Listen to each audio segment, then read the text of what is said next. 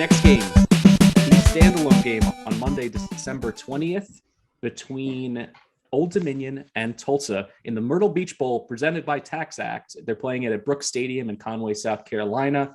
It is kicking off at 2:30 in a Monday afternoon game. Tulsa, 9.5-point favorites, 52 points as the total here. I'm going to go ahead and get out of your way because this bowl game is presented by Tax Act. You have the receipts on why Old Dominion is a great play in this spot.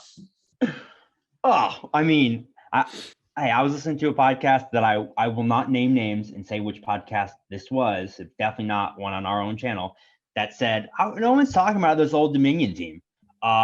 We've been talking about it for a month and a half because they are the oddest team in college football. You guys know if you listen every week. Well, they won their final 5 games. I'm pretty sure we were on them 4 of those 5 games. After opting out last year, which to me makes it so much more impressive, Ricky Ronnie, what he's done with this team has been awesome. All those wins correspond pretty much directly with the switch to Hayden Wolf at quarterback. He has totally changed his offense.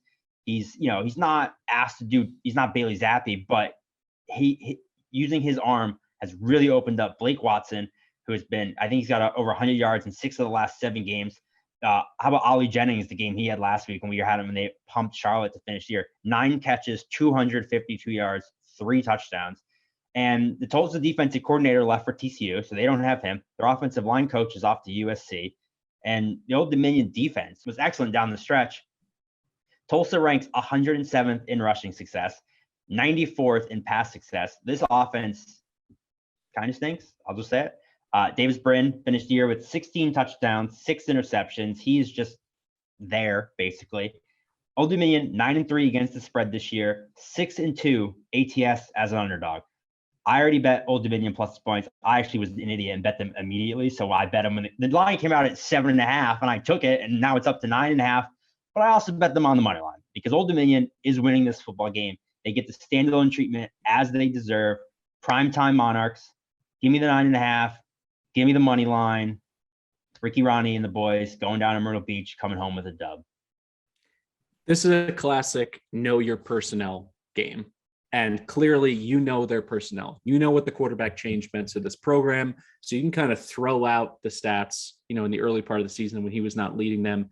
Old Dominion's fan base, they don't get to go to that many bowl games. It's just not that far to get down to Conway. I think they're going to have a nice fan presence here. It's going to matter to them. This is a Tulsa's team that was a lot better last year, certainly on the defensive side of the ball.